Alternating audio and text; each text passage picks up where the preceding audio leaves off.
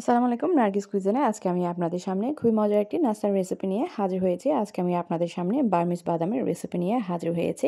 এই বার্মিজ বাদাম সবার খুবই পছন্দের, আর এই বাদাম অনেক সময় দেখা যায় একটু শক্ত টাইপের হয়। আজকে আমি এই বাদামটা খুবই সহজ আর খুবই মজা করে আর কামড় দেওয়ার সাথে সাথে খেয়ে নেওয়া যাবে এমনভাবে তৈরি করেছি। আশা করছি আমার রেসিপি আপনাদের ভালো লাগবে, আর আমার রেসিপি অনুযায়ী যদি আপনারা এই বাদামটা তৈরি করেন তাহলে এই বাদামটা খুবই ক্রিসপি এবং আপনারা কামড় দেওয়ার সাথে সাথে এটা মুখে মিলিয়ে যাবে এবং কোনো শক্ত হবে না। আশা করছি আমার রেসিপি ভালো লাগবে। ভালো লাগলে আমার চ্যানেলটি সাবস্ক্রাইব করতে ভুলবেন না। চলুন তাহলে শুরু করা যাক আমাদের আজকের রেসিপি। কক্সবাজারের এই বার্মিজ বাদাম কীভাবে আপনারা সুন্দর করে আর সহজ করে ঘরে তৈরি করবেন। আর আপনারা যদি এই বাদামটা একটু বেশি করে সংরক্ষণ করতে চান তাহলে এয়ারটাইট কন্টেনারে সংরক্ষণ করতে পারেন। তার প্রথমে এখানে আমি একটি বোলের মধ্যে আমি একটি মেজারমেন্ট কাপের হাফ কাপ, মেজারমেন্ট কাপের আমি অর্ধেক নিয়েছি আটা, আর বাকি অর্ধেক নিব আমি সুজি। আমি এখানে নর্মাল প্যাকেটের সুজিটা ব্যবহার করছি। এখন আমি এই হাফ কাপ পুরোপুরি করে আমি অর্ধেক আটা আর অর্ধেক সুজি দিয়ে দিচ্ছি। আপনারা এখানে আটার পরিবর্তে ময়দা ব্যবহার করতে পারবেন। সাথে দিয়ে দিচ্ছি একটু স্বাদ মতো লবণ, দিয়ে আমি এখানে চিনি দিয়ে দিচ্ছি 1 টেবিল চামচের একটু কম, তবে আপনারা চাইলে চিনিটা একটু বাড়িয়ে দিতে পারেন। 1 চা চামচের মতো তেল দিয়ে দিচ্ছি। তেল দিয়ে খুব ভালো করে আমি মিশিয়ে নিচ্ছি। মিশিয়ে নেওয়া হয়ে গেলে এখানে আমি একটি ডিম এভাবে করে ফেটিয়ে নিচ্ছি। এখন এই ডিম পুরোটা এখানে আমি ঢেলে দিব না, অল্প অল্প করে ডিম দিয়ে আমি মাখিয়ে নিচ্ছি।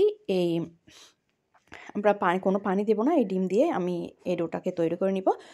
এখন দেখুন আমার এতটুকু পরিমাণ ডিম বেঁচে গেছে। এখন আমি আপনাদের যদি মনে হয় ডিম দিয়ে মাখতে মাখতে এটা একটু নরম হয়ে গেছে তাহলে অসুবিধা নেই, আপনারা কিছুটা পরিমাণ এখানে আটা দিতে পারবেন।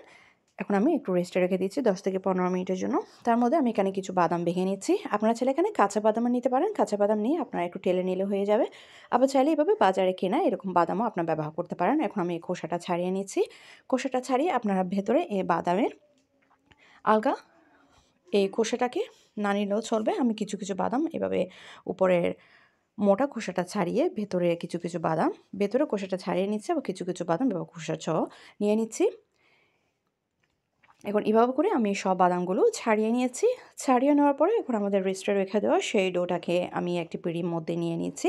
পিঁড়ির মধ্যে নিয়ে নেওয়ার পরে আমি এই ডোটাকে কিছুটা ভাগে ভাগ করে নিচ্ছি। আপনারা চাইলে এই ডোটাকে পিঁড়িতে বেলেও করতে পারেন, আবার চাইলে না বেলেও অল্প অল্প পরিমাণ মিশ্রণ হাতের মধ্যে নিয়েও এই নাস্তাটি তৈরি করতে পারেন। এখন আমি কোনো রকম আটা ময়দা ছাড়া বেলে নিয়েছি। বেলে নেওয়ার পর দেখুন আমি এভাবে একটু করে মোটা করে বেলে নিয়েছি। বেলে নেওয়ার পর আমি এখন ছুরির সাহায্যে একটু করে কেচে দিব।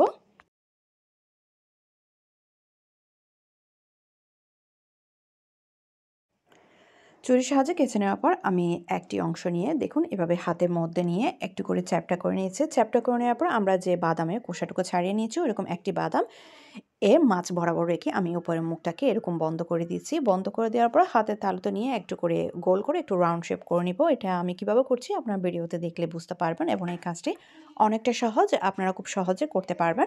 এখন এইভাবে করে আমি করে নিচ্ছি। তবে আপনারা চাইলে এই কাজটা আমি আগে বলেছি ডো থেকে কিছুটা পরিমাণ মিশ্রণ নিয়ে হাতের মধ্যে মিশ্রণ নিয়ে আপনারা চাইলে এই কাজটাও করতে পারেন। এতে কোনো আপনাদের বেলাবেলি ঝামেলা করতে হবে না।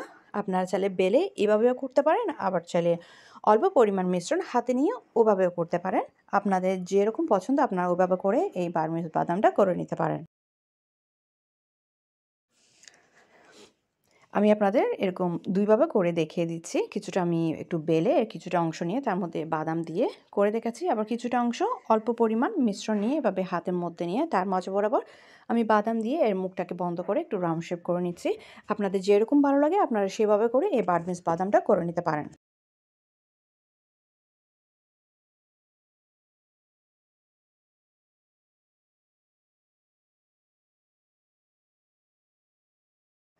এখন এইভাবে করে আমি সব বার্মিজ বাদামগুলো করে নিয়েছি। এখন আমাদের চুলায় ভেজে নেওয়ার পালা। চুলায় আমি আগে থেকে একটা কড়াইয়ে পর্যাপ্ত পরিমাণ তেল গরম করে রেখেছি বা চুলায় গরম করতে রেখে দিয়েছি। তখন তেলটা একদম পুরোপুরি গরম হয়ে যাবে। ওই পর্যায়ে একটা একটা করে এই বার্মিজ বাদামগুলো এখানে দিয়ে দিতে হবে। চুলা আঁচটা লো থেকে একটু বাড়িয়ে দিতে হবে এবং এই তেলটা পুরোপুরি গরম করে নিতে হবে। তারপরে এইগুলা দিয়ে নাস্তাগুলো দিয়ে চুলা আঁচটা মাঝারি থেকে একটু লোতে রেখে উল্টিয়ে পাল্টিয়ে খুব ভালো করে ভেজে নিতে হবে একটু গোল্ডেন কালার পর্যন্ত। যখন এরকম একটু মনের মতো কালার চলে আসবে ওই পর্যায়ে চুলা থেকে নামিয়ে নেবেন। তবে আপনার যদি চান এই কালারটা আরেকটু গাঢ় করতে আরেকটু গাঢ় করতে পারেন। তবে বেশি গাঢ় করে ফেললে বা বেশি ভেজে বেশি কালো করে ফেললে এটা অনেকটা শক্ত টাইপের হয়ে যাবে। তো আমি যেভাবে করছি বা যেভাবে ভেজে নিয়েছি ওভাবে করলে আপনাদের এই নাস্তাটা অনেকটা ক্রিসপি এবং মুখে দেওয়ার সাথে সাথে মিলিয়ে যাবে এবং কোনো রকম শক্ত হবে না এবং খেতেও খুব ভালো লাগবে। দেখুন এই বাদামগুলো দেখতে কেমনটা হয়েছে, কক্সবাজারের বার্মিজ বাদামের মতো লাগছে। আমি আপনাদের খেয়ে একটু ভেঙে দেখাচ্ছি।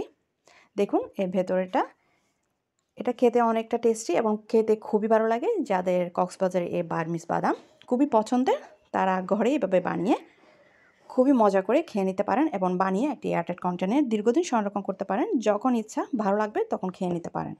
আশা করছি আমরা আজকে ঘরে খুব সহজ করে তৈরি করা কক্সবাজারের বার্মিজ বাদামের রেসিপি আপনাদের অনেক ভালো লাগবে। ভালো লাগলে অবশ্যই চেষ্টা করবেন। আর পরবর্তী রেসিপিগুলো দেখার নিমন্ত্রণ জানিয়ে আমি এখানে শেষ করছি। আল্লাহ হাফেজ।